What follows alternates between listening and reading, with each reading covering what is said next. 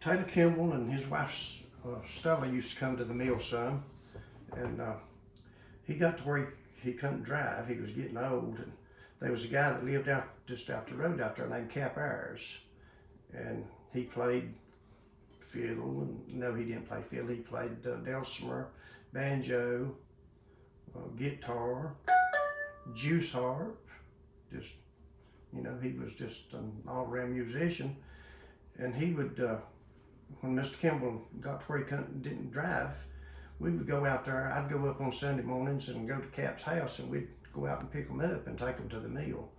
And I told you that story about going out there one Sunday morning and picking them up, and those shots were out in Cap's. He had a big Buick car, and those shots were out on it, and you went out through the hayfield to where they lived out at the house, and the road was just kind of lopey, and went out there and got him. And Miss Kimble was a little bitty lady, and she was sitting in the back, and he was hitting them humps, and he was bouncing her up, and her head was bumping the roof of the car. So we went on anyway. We went on out there and played, and when we got ready to take them back home, we got on out there pretty close. She said, "Cap, we'll just walk from the road." And, "No, I'll take you on out to the house." And she said, "No, we'll just walk." He said, "Oh, I don't mind." And she said, "Well," said, "you about beat the top of my head off on the top of the car." Said, "Drive a little slower maybe," but anyway. But they played a lot of tunes. I don't know how long they had been together, but Mr. Kimble's first wife had passed away, and Stella's husband had passed away. And they had kind of met one another through the music. And she lived at Sparta. She was a Wagner. Yeah.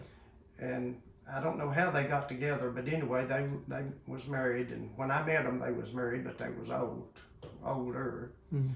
And they, like I say, they would come out there at the mill, and they would go different places around local, and play. But he played Mr. Kimble played a lot of tunes that I hadn't ever heard anybody else play. But nowadays everybody plays them, But he played a tune. I kind of jotted some of those tunes down. He played a tune, "Don't Drink Nothing But Corn," and just to see if I can get it in my head here.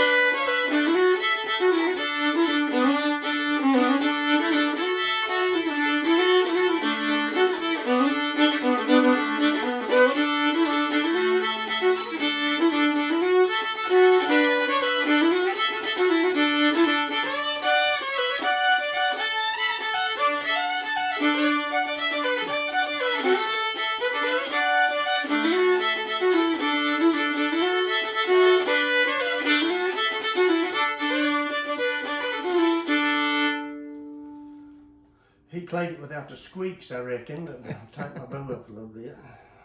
But he played a lot of tunes that didn't nobody else play.